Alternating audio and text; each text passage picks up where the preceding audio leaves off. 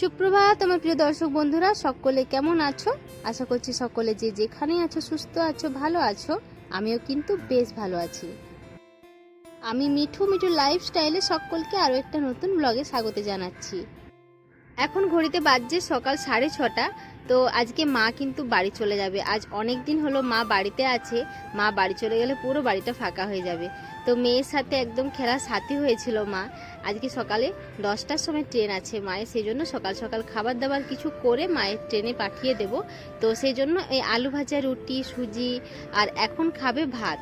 তো সব কিছু খাবার দাবার জোগাড় যন্ত্র করার জন্য দেখো সকাল সকাল আমি রান্নাঘরে চলে এসেছি।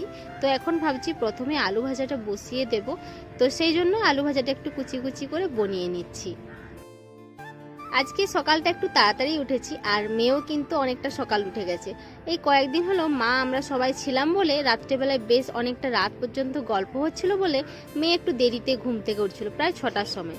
নইলে তো অন্যদিন 5টা, 5:30টার সময় ঘুম থেকে উঠে যায়। আমি মা সকালে চা খেয়েছি আর মেয়েকে খাইয়ে দিয়েছি ছাতু। তো মা আর মেয়ে দুজনে একটু দেখলাম বাইরে ঘোরাঘুরি করছে, যেহেতু বাইরে সবাই বাইরে ছিল, মায়ের সাথে কথা বলছে। আর মা যেহেতু চলে যাবে তো সেই জন্য একটু কথাবার্তা বলে নিচ্ছে। বাড়িতে কেউ আসবো আসবো এই জিনিসটা শুনতে বেশ ভালো লাগে, কিন্তু যখনই ছুটি শেষ হয়ে যায় বাড়ি যাওয়ার সময় কিন্তু বেশ খারাপ লাগে। যেমন আমরাই দেখো না, বাড়ি যখন যাই তখন যাব এইভাবে দিন গুনতেই থাকি। যখন বাড়ি থেকে আর একদিন কি দুদিন আছে তখন আর কিন্তু আসতে ইচ্ছে করে না, মনে হয় থেকেই যায়। তো যাই হোক, দেখো সকালে বাসনগুলো ছিল সেগুলো ধুয়ে নিয়েছি। আর এখন আমার দেখো ভাতটা হয়ে গেছে। ভাতের সাথে আমি দুটো আলু দিয়েছিলাম। মা বললো সেরকম কিছু একটা খেতে ইচ্ছে করছে না, স্বাভাবিক সকালবেলায় খাওয়ার সেরকম ইচ্ছে থাকে না। আর মা যেহেতু বাড়ি চলে যাবে, মায়ের তো একদম খেতে ইচ্ছেই করছে না। তো যাই হোক, এখানে দেখো আমি ভাতটা উপর দিয়ে দিলাম। আর আমি যে আলু ভাজাটা বসিয়েছিলাম, আলু ভাজাতে একটু পোস্ত ছড়িয়ে দিয়েছিলাম। পোস্ত খেতে বেশ ভালো লাগে, মানে আলু ভাজার সাথে পোস্ত দিলে বেশ ভালো লাগে। তো একটু আলু ভাজার সাথে পোস্ত ছড়িয়ে দিয়েছি। আর মায়ের জন্যই অল্প করে করেছি। এদিকে দেখো আমি খাবার করছি আর মা মেয়ে দুজনেই কিন্তু বিছানায় বসে আছে। আমি বললাম যে আজকে তুমি আর কিছু কাজ বাজ করো না, যেহেতু আজকে বাড়ি চলে যাবে, মেয়ের সাথে একটু খেলাধুলো করো। আর মেয়েও কিন্তু ওর ঠাম্মির সাথে বেশ খেলছিল, একবারের জন্য কিন্তু আমাকে ডাকেনি। অন্য সময় কিন্তু বারবার বিছানায় খেললে অনেকবার ডাকে, তো আজকে দেখো ডাকেনি। আর মায়ের সাথে বেশ সুন্দর মিশেও গেছে। আর মেয়ের কিন্তু এই জিনিসটা কিন্তু বেশ ভালো লাগে। প্রথমে আসলে যেতে চায় না ঠিকই কারোর কাছে, কিন্তু একটু পর এমনভাবে মিশে যাবে না, ও কেউ চলে গেলে বাড়ি থেকে খুব মন খারাপ করে। এটা কিন্তু মেয়ের খুব এই অভ্যাসটা দেখেছি আছে। তো যাই হোক, দেখো মা ওইদিকে গল্প করছিল, মেয়ের সাথে খেলছিল। আর আমি সুজিটা বসিয়েছিলাম, সুজিটাও আমার কিন্তু হয়ে গেছে। একটু খুব তাড়াহুড়ার মধ্যে করছি, দুদিকে দুটো গ্যাসে আমি বসিয়ে দিয়েছি। যেহেতু একটু সকাল সকাল খাবারগুলো হয়ে গেলে না একটু সাবধানে রেডি হতেও পারবে, আর আমি মায়ের সামনে একটু দাঁড়াতেও পারবো। আর খাবার দাবার করতে করতে দেখবে মানুষের সাথে কথা বলতেই পারবো না, ওই জন্য একটু সকাল সকাল খাবার দাবারগুলো কিন্তু করে নিয়েছি। ভেবেছিলাম সকালবেলায় সবার জন্য রুটি করে দেব। তো ও বলল, মানে তোমাদের দাদাভাই বলল যে আজকে কিছু করো না, খালি দুধ ভাত বা ওই যে আলু ভাতে দিয়েছিলাম ওইটুকু দিয়ে খেয়ে নেবে। আমি এখন কিছু খাবো না, আমি পরে দুধ দিয়ে মুড়ি খেয়ে নেব। তো ও খেয়ে স্টেশনে দিতে যাবে, তো সেই জন্য অল্প করে খাবে। ডিউটি থেকে চলে এসেছে, তো ফ্রেশ হচ্ছে। আমি ততক্ষণকে দেখো রুটিটা করে নিই। রুটিটা হয়ে গেলে মোটামুটি আমার সব কিছু কমপ্লিট হয়ে যাবে। আর সেরকম তো কিছু খাবার নিয়ে যাবে না, তাহলে না হয় অনেকটা টাইম লাগতো। তো এখানে দেখো আমার সব রুটি কিন্তু হয়ে গেছে। যাতায়াতের ক্ষেত্রে যদি তুমি খাবার নিয়ে যাও, সুজিতে দুধ দিয়ে দিলে কিন্তু খুব তাড়াতাড়ি নষ্ট হয়ে যায়। তো সেই জন্য আমাকে মা বললো একটু মানে শুকনো শুকনো করে পিস পিস করে কেটে দিলে না অনেকক্ষণ সুজিটা ভালো থাকে। তো সেই জন্য আমি শুকনো শুকনো করে নামিয়েছি, আর একটু পিস পিস করে কেটে নিচ্ছি, যাতে বক্সের মধ্যে ভরে দিতে সুবিধা হয় আর দেখতেও একটা সৌন্দর্য লাগে। তো সেই জন্য আমি দেখো বরফির মতো একদম সাইজ করে করে কেটে দিয়েছি।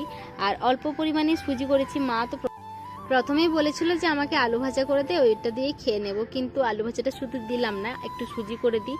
আর মটর কলাই ঘুগনি তরকারি করব ভেবেছিলাম, কিন্তু মা বলছে, মা মানে ঘুগনি খেতে পছন্দ করে না, তো সেই জন্য আর ঘুগনিটা করিনি। শুধু আলু ভাজা সুজি দিয়ে আর রুটিটা এটা দিয়ে দেবো টিফিনের মধ্যে। তো চলো টিফিনের মধ্যে খাবারগুলো ভরে দিই ততক্ষণকে।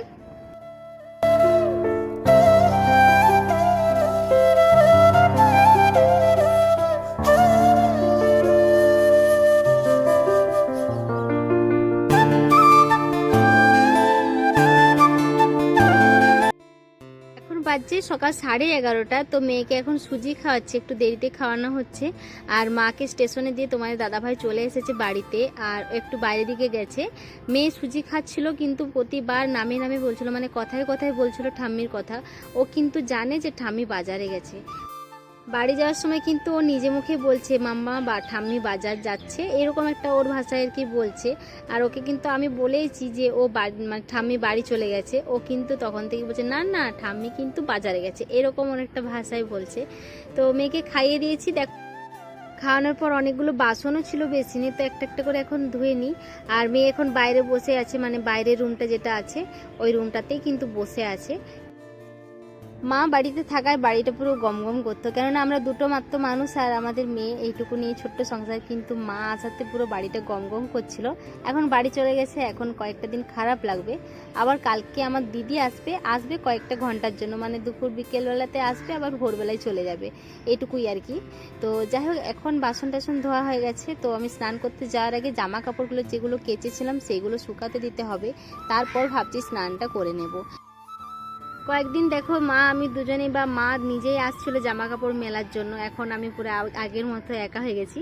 তো যাই হোক, আমাদের এরকমই সংসারে সব কিছু নিয়ম, আসা যাওয়া, এটা হচ্ছে আমাদের সংসারের নিয়ম।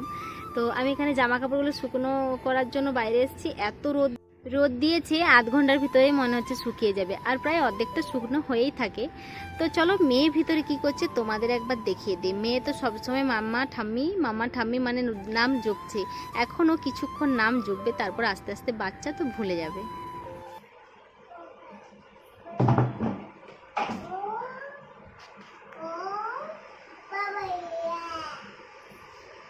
এটা কি হচ্ছে? হ্যাঁ কি গো নিদি? আর ঠাম্মি কই? ঠাম্মি কোথায়? বাজার গেছে? চলো আজকের ভিডিওটা আমি এখানে শেষ করছি। কেমন লাগলো অবশ্যই কমেন্ট করে জানিও বন্ধুরা। আর যদি তোমরা নতুন ভিউয়ার্স হয়ে থাকো অবশ্যই চ্যানেলটিকে সাবস্ক্রাইব করে দাও। আজকের মতো বাই বাই, দেখা হচ্ছে একটা নতুন কোনো ভিডিওর সাথে। টাটা, ততক্ষণকে সকলে সুস্থ থাকবে, ভালো থাকবে।